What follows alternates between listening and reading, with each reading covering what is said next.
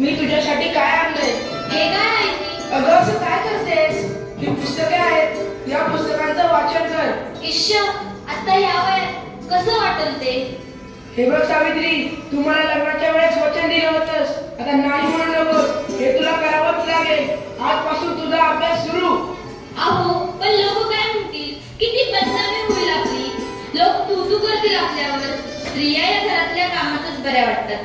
असं बाहेर जाऊन नाही हो. बरं असू द्या, ही पुस्तके राहू द्या बाजूला. मला लय कामं येतील.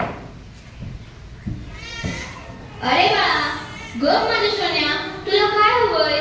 काय रडतयस? अगं बाई, त्याचं अंग तू लय दाबले. ते पण घरी नाही. आता मी काय करू? सावित्री, अगं ये सावित्री, किती रडतोय तुझं बाळ? काय झालंय त्याला? होईल पण रात्रीपासून लय रडायला लागले बघ. काय ठाऊक काय झालंय?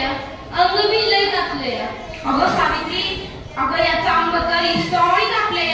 होईल बाळू, आता मी काय करू? अगं सावित्री, इथे भूतबाधा आहे. भूतबाधा. काय भूतबाधा? माझ्या लेकराला भूताने झपटलंय? नाही नाही, असं होऊच शकत नाही. होय सावित्री, असंच झालंय. याच्या पापण्या बघ कशा लाल झाल्या. मग आता मी काय करू? हे पण करी नाही. अगं तुझं पोरगं लय तापलंय. आता रडत बसू नकोस. मेळ माया घालू नकोस. आपल्या गावाबाहेर मांत्रिक बाबा आले, लय जालिम उपाय करतात ते. त्यांच्याकडे घेऊन जा त्याला. वाटलं तर मी येते तुझ्या संग. होय होय, चल लवकर, माझं लेकरू लय तापलंय. बाबा, ते बघा, एक बाई आपल्या बाळाला घेऊन येत आहे आपल्याकडे. म्हणजे आज आपली कमाई होणार. माझ्या बाळाला वाचवा बाबा, माझ्या बाळाला वाचवा. त्याचा विस्तवासारखं तापलंय बाबा. काहीतरी करा बाबा, काहीतरी करा. तुझ्या बाळाला भूतबाधा झाली.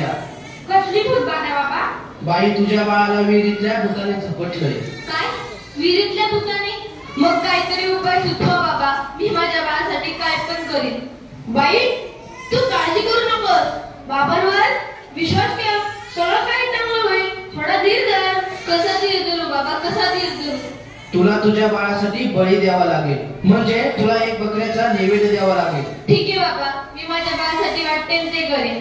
पण माझं बाळ वाचलं पाहिजे. माझ्या बाळाला वाचवा बाबा. बाई, तुला काय करायची गरज नाही. तू फक्त पैसे दे, नैवेद्य आम्ही करू. ठीक आहे बाबा, मी वाटेल तेवढं पैसे देईन, पण माझं बाळ वाचलं पाहिजे. हे घे अंगारा, दिवसातनं 2 वेळेस लावत जा बाळाला. बाबा की जय हो, बाबा की जय हो. बाबा बोले, बाबा बोले. याचा अजून कसं काही दाब तुम्ही नाही झाला? काल बाबाकडे जाऊन पण काय बी फरक पडला नाही. रडतोय तो. तुला किती वेळा सांगितलंय त्याला दवाखान्यात घेऊन जा म्हणून, पण तू काय माझं ऐकू नकोस. अहो ऐका ना, चिडू नका. जरा बघा ना हातात घेऊन. याचा दाब कायच कमी नाही झाला. जरा बघा ना याला काय झालंय ते. तुला किती वेळा सांगितलं की घरात प्रसूती करू नकोस म्हणून. अशा वेळी एका आईचं आणि बाळाचं दवाखान्यात असणं किती महत्वाचं असतं माहित आहे का तुला? अहो, पण पुरुषाच्या हातून प्रसूती करताना लाज वाटते. कसं वाटतं ते? त्यावेळेस दवाखान्यात कुठल्या महिला डॉक्टर पण नव्हत्या. मी कशी करणार होते प्रसूती? अगरचं अंतर तेव्हासारखं दाबलंय. अशी कशी दाबली असतेस तू? अहो, मग काहीतरी करा ना. दादा, लवकर जाऊन वैद्यांना बोलव. हे काय करतेस तू? मी याला देवाचा अंगारा लावतीये. बस कर सावित्री, हा सर्व अंधविश्वास असतो. अहो, जरा विश्वास ठेवा. हे बघा, याचा ताप कमी होतोय. कपाळ पण अगदी थंड पडलंय. बघा ना जरा. उठ ना बाळा, उठ, डोळे उघड. हे बघ, तुझी मम्मी तुला बोलवतीये. उठ ना पिल्लू, आई तुला आवाज देतीये. उठ ना बाळा. काय झालं? अहो, याला काय झालं? हा उठत का नाहीये आणि डोळे पण उघडत नाहीये. ए बाळा, उठ ना. काय झालं? अहो, काय झालं याला? हा असा गप्प काय? ए उठ ना बाळा, काय झालं तुला? अहो बघा ना जरा. नाही राहणार मॅडम. मी शिकेन, मी नक्की शिकेन. कारण उद्या एखाद्या कुणी आईला उपचाराच्या कमतरतेमुळे आपल्या बाळाला मुकावं लागणार नाही. मी शिकेन, मी नक्की शिकेन. शाबास सावित्री, शाबास.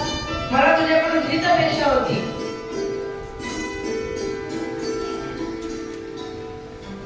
अगं बाई, मला माहितीच नव्हतं सूर्य हा पृथ्वीच्या गोल फिरतो. अगं, सूर्य पृथ्वीच्या गोल फिरत नाही, पृथ्वी सूर्यावरती फिरते. समजलं? चल, जाऊन तुम्ही मला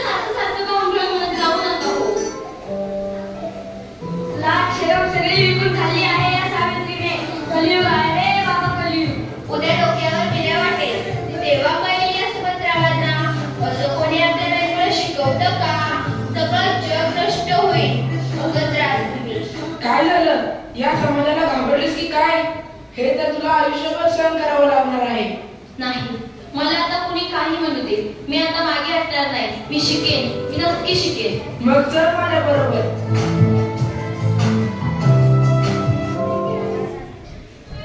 सुमंत तुझं हेच आहे का? तुमची दिदी तयार आली आहे. तुला दिल्लीवरून तार आलीये. तुला दिल्लीला जावं लागेल. तुला दिल्लीला पुरस्कारासाठी बोलवलंय. तुझा सत्कार होणार आहे. काय? आज हे फक्त तुमच्यामुळे शक्य झालं, नाहीतर मी एकटी काहीच करू शकले नसते. कॉंग्रॅच्युलेशन. Keep it up. महिलांचा सन्मान वाढवला तुम्ही.